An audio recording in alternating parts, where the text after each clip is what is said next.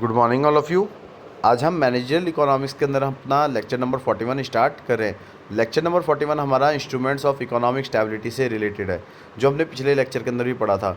पिछले लेक्चर के अंदर जो हमने इंस्ट्रूमेंट पढ़ा था इकोनॉमिक स्टेबिलिटी का, उसमें हमने पहला जो मेजर था मॉनेटरी मेजर वो समझ लिया था। आज हम इस टॉपिक के अंदर अपने फिजिकल मेजर के बारे में समझने वाले हैं। फिजिकल मेजर का अगर हम बात करें तो फिजिकल मेजर हमेशा किससे होती है? टैक्स पॉलिसी से रिलेटेड होती है। तो आज हम इस टॉपिक के अंदर फिजिकल मेजर्स के बारे में पढ़ रहे हैं। तो सबसे पहले मैं आपको बताता हूँ फिजिकल पॉलिसीज़ क्या है।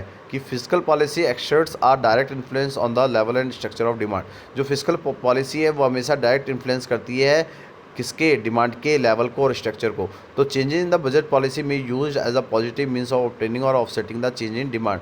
तो अगर कोई भी बजट पॉलिसीज़ में हम चेंजिंग कर रहे हैं तो उसका यूज हमेशा पॉजिटिव मीन्स में किया जाएगा, क्योंकि उससे हम ऑब्टेन या ऑफसेटिंग कर रहे हैं अपनी डिमांड के चेंजेस को।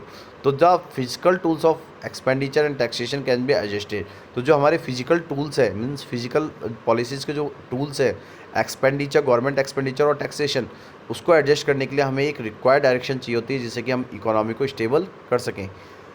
तो जो हमारी फिजिकल पॉलिसीज़ हैं, जो टूल्स हैं हमारे, उसका एक मेन जो स्टेबल करने के लिए होता है इकोनॉमी में, तो हम ये देखते हैं कि जब हम किसी भी प्रिंसिपल के कंपनसेटरी फाइनेंस को अडॉप्ट करते हैं और उससे हम ये देखते हैं कि उस कंट्री का क्या इन्फ्लेशन डिफ्लेशन है या किसी भी तरीके का कोई एविल हो रहा है। तो हर एक इकोनॉमी जब सफ़र करती है इनवॉलेंट्री अनएम्प्लॉयमेंट के अंदर, कि अगर कोई कंट्री है वो सफ़र कर रही है इनवॉलेंट्री अनएम्प्लॉयमेंट को, तो जो लेवल ऑफ डिमांड है वो हमेशा इंक्रीज़ होता है, तो एक्सपेंशनरी एक्सपेंडिचर पॉलिसीज़ को अडॉप्ट किया जाता है।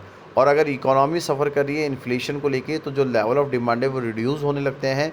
और हम किन चीज़ों को अचीव करते हैं कि जो पब्लिक एक्सपेंडिचर है वो कांस्टेंट हो रहे हैं, मींस कम हो रहे हैं, क्योंकि जो लेवल ऑफ डिमांड है वो रिड्यूस हो गई, तो लोग अब मार्केट के अंदर पैसा कम खर्च करेंगे, तो उनका जो पब्लिक एक्सपेंडिचर है वो भी धीरे धीरे कम होने लगेगा, क्योंकि उस कंट्री के अंदर इन्फ्लेशन आ चुका है, प्राइजेस बहुत ज़्यादा हाई हो चुके हैं, क्योंकि जब तक आपकी इनकम अलाउ नहीं कर रही तो आप किसी भी तरीके की डिमांड को फुलफिल नहीं कर पा रहे। तो likewise tax policy will be design to achieve the required result in the economy.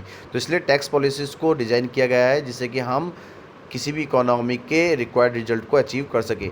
तो जो हमारे फाइनेंशियल टूल हैं वो हमेशा डेफिसिट फाइनेंसिंग और पंप प्राइमिंग यूज़ करते हैं, जिससे कि हम किसी भी कंट्री को इनस्टेबिलिटी से बचा सकें, जिससे कि उस कंट्री में कभी भी डिप्रेशन ना हो। तो all through monetary and physical measures supplement each other.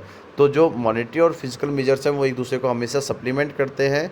Supplement का अपने मतलब क्या है कि दोनों एक दूसरे के बिना अधूरे हैं। तो इसका मतलब ये हुआ कि जो डिफरेंस है हमारे मॉनेटरी और फिजिकल मेजर का, वो एक प्रॉपर कम्बिनेशन से इम्पैक्ट देता है किसी भी इकोनॉमी के अंदर। और इन्हीं दोनों मेजर से हम ये बता सकते हैं कि हमारी इकोनॉमी स्टेबल टी पे है या इनस्टेबल है। तो अगर आप टैक्स पॉलिसीज़ अच्छी अपना रहे हैं अपनी कंट्री के अंदर, आप गुड्स एंड सर्विसेज पे टैक्सेस कम ले रहे हैं, ठीक है, आप लोगों को अलाउ कर रहे हैं कि ज़्यादा से ज़्यादा परचेजिंग करें, आपने प्रोडक्ट्स की प्राइजेस को कम रख रखा है, तो उस कंट्री में हमेशा जो स्टेबिलिटी है वो बनी रहेगी।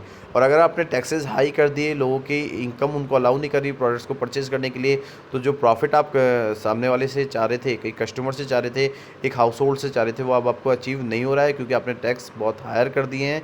तो इससे भी क्या होगा कि हमारी जो फिजिकल मेजर्स है वो कहीं ना कहीं हमारी इकोनॉमी को इफ़ेक्ट्स कर सकते हैं।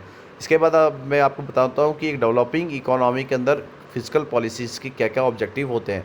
अगर फिजिकल पॉलिसी डेवलपिंग कंट्री के अंदर है तो उसका सबसे पहला जो पॉइंट आएगा वो आएगा हमारा फुल एम्प्लॉयमेंट का, कि उस कंट्री के अंदर पूर्ण रोजगार होना चाहिए।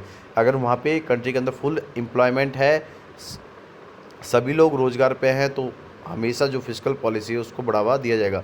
प्राइस स्टेबिलिटी, अगर इकोनॉमी के अंदर प्राइस स्टेबल है, किसी भी तरीके की कोई फ्लक्चुएशंस नहीं हो रही प्राइजेस के अंदर, लोगों को अपने नेसेसरी गुड्स एंड सर्विसेज को फुलफ़िल करने के लिए पूरा टाइम मिल रहा है, पूरा कंजप्शन मिल रहा है, सेटिस्फेक्शन मिल रहा है, तो उस कंट्री के अंदर हमेशा फिजिकल पॉलिसीज़ को अप्रिशिएट किया जाएगा। उसके बाद उस ऑब्जेक्टिव के थ्रू हम अपने फिजिकल पॉलिसीज़ को अच्छा बना सकेंगे। उसके बाद अगर नेक्स्ट पॉइंट देखें तो accelerating the rate of economic development, कि अगर हम अपनी इकोनॉमी को डेवलप करने की जो रेट है, मीन्स जिस के बिहाफ पे हम अपनी इकोनॉमी को डेवलप कर रहे हैं, अगर उसको हम एक्सीलरेट करते रहेंगे, बढ़ावा देते रहेंगे, उसमें डेवलपमेंट करते रहेंगे किसी कंट्री के अंदर, तो भी हमें फिजिकल पॉलिसी के जो ऑब्जेक्टिव्स हैं वो अचीव हो जाएंगे।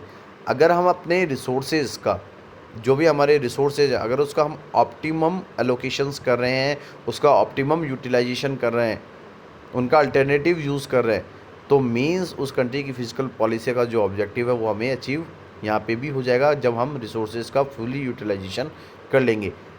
नेक्स्ट पॉइंट है इक्विटेबल डिस्ट्रीब्यूशन ऑफ इनकम और वेल्थ। अगर किसी इकोनॉमी के अंदर हम इक्विटेबल डिस्ट्रीब्यूशन कर रहे हैं इनकम और वेल्थ का, तो उस कंट्री के अंदर जो फिजिकल पॉलिसी है वो उस ऑब्जेक्टिव को अचीव कर लेगी, जिससे कि इकोनॉमी स्टेबल रह सके।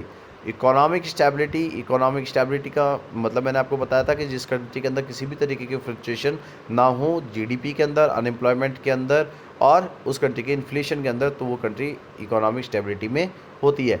नेक्स्ट पॉइंट है हमारा कैपिटल फॉर्मेशन एंड ग्रोथ, कि अगर फिजिकल पॉलिसीज़ हमारी अच्छी हैं तो लोग मार्केट में इन्वेस्ट भी करेंगे, तो उससे हमारा कैपिटल फॉर्मुलेट होएगा, हमारी कैपिटल ग्रो करेंगी, लोग इन्वेस्टमेंट ज़्यादा से ज़्यादा करेंगे, अपने बिजनेसेस में अपने कैपिटल्स लगाएंगे, इंडस्ट्रीज़ में कैपिटल लगाएंगे, तो उससे हमारे कैपिटल फॉर्मुलेट होंगे, तो उससे भी हमें कंट्री के अंदर स्टेबिलिटी बनी रहेगी।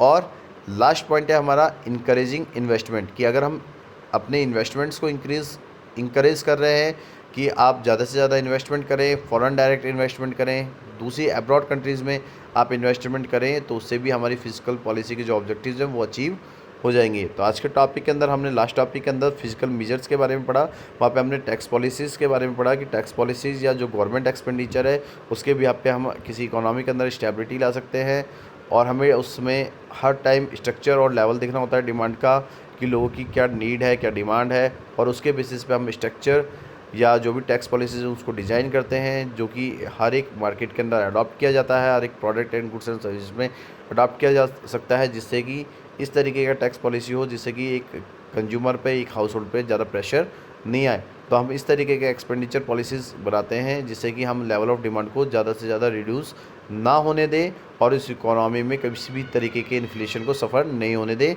और अगर किसी भी कंट्री के अंदर जो पब्लिक एक्सपेंडिचर है वो कॉन्ट्रैक्शन में हो रहा है, मीन्स कम होता जा रहा है, तो उस कंट्री के अंदर हमेशा इनस्टेबिलिटी आ सकती है। तो जो टैक्स पॉलिसीज हम डिज़ाइन करेंगे उससे हमें उस इकोनॉमी के अंदर रिजल्ट भी मिलना चाहिए। तो एक फिजिकल टूल को लेने के लिए हमें क्या करनी पड़ेगी, हमेशा फाइनेंसिंग करनी पड़ेगी, जिससे कि हम अपने पर्टिकुलर इन्वेस्टमेंट्स को पम्प अप कर सकें, जिससे कि हम किसी कंट्री के अंदर डिप्रेशन में ना आए।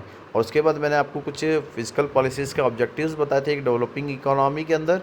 तो मैंने आपको बताया था कि अगर इस कंट्री के अंदर फुल एम्प्लॉयमेंट है, सब लोग जॉब्स पे हैं, अच्छी फैक्ट्री इनकम्स हो रही हैं हमारी वो मिक्स्ड इनकम हो रही है, ग्रोथ हो रही है, सेल्फ एम्प्लॉयड लोग हैं, तो अगर उस कंट्री के अंदर एम्प्लॉयमेंट रेट बहुत कम है, फुल एम्प्लॉयमेंट है उस कंट्री का, तो वो भी फिजिकल पॉलिसीज़ के ऑब्जेक्टिव्स को अचीव कर रही है।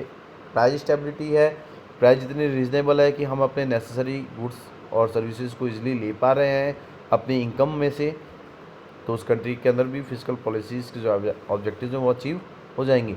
और अगर हम अपनी इकोनॉमिक के डेवलपमेंट की जो रेट है उसको एक्सीलरेट कर रहे हैं, हमेशा कुछ ना कुछ डेवलपमेंट करते जा रहे हैं किसी कंट्री के अंदर, तो उससे भी फिजिकल पॉलिसी हमें जितने भी ऑब्जेक्टिव्स हैं उनको दे पाएगी। उसके बाद अगर हम अपने रिसोर्सेज का ऑप्टिमम यूटिलाइजेशन कर रहे हैं, एलोकेशन कर रहे हैं, उसका अल्टरनेटिव यूज़ कर रहे हैं, तो भी हमें जो फिजिकल पॉलिसी के जो ऑब्जेक्टिव्स हैं वो अचीव हो जाएंगे।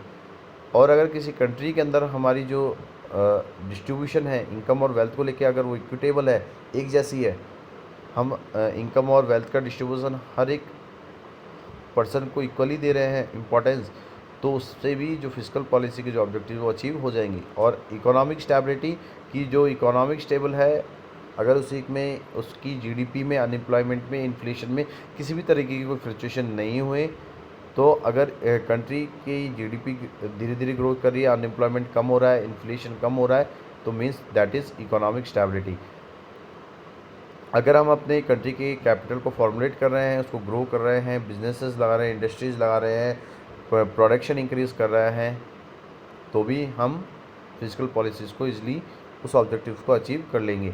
इंकरेजिंग इन्वेस्टमेंट, कि अगर हम अपने कंट्री के अंदर इन्वेस्टमेंट को इंक्रीज़ कर रहे हैं, हाउस होल्ड्स को इंकरेज कर रहे हैं कि आप इन्वेस्टमेंट करिए, ज़्यादा से ज़्यादा इन्वेस्टमेंट करके आप अच्छे से अच्छे प्रॉफिट को अचीव करिए, रिटर्न को लीजिए, तो भी क्योंकि ऑटोनॉमस इन्वेस्टमेंट होगा तो हमेशा जो हमारा इन्वेस्टमेंट है वो कांस्टेंट रहेगा।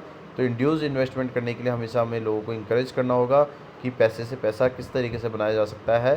तो अगर हम लोगों को फर्दर एब्रॉड या फॉरेन डायरेक्ट इन्वेस्टमेंट कराना चाहें तो भी हमारे लिए अच्छी बात होती है, क्योंकि जो कंट्री फॉरेन डायरेक्ट इन्वेस्टमेंट्स करती है उन कंट्रियों को अंदर जो जीडीपी के अंदर जो ग्रोथ है वो फास्टर होती है। और अगर हम देखें कि दूसरी कंट्री अगर दूसरे कंट्री में आके अपना बिज़नेस सेटअप कर रही है तो मीन्स उसमें उसी कंट्री का फ़ायदा हो रहा है जो दूसरी कंट्री में जाके अपना बिज़नेस सेटअप कर रही है। क्योंकि दूसरी कंट्री की अगर हम कंपैरिजन देखें तो हर एक कंट्री जो दूसरी कंट्री के साथ बिज़नेस या कोई भी इन्वेस्टमेंट करती है तो हमेशा उस कंट्री को अडॉप्ट करती है जो उससे वो ज़्यादा से ज़्यादा प्रॉफिट ले सके। तो आज के लेक्चर के अंदर इतना ही। Thank you so much and have a nice day.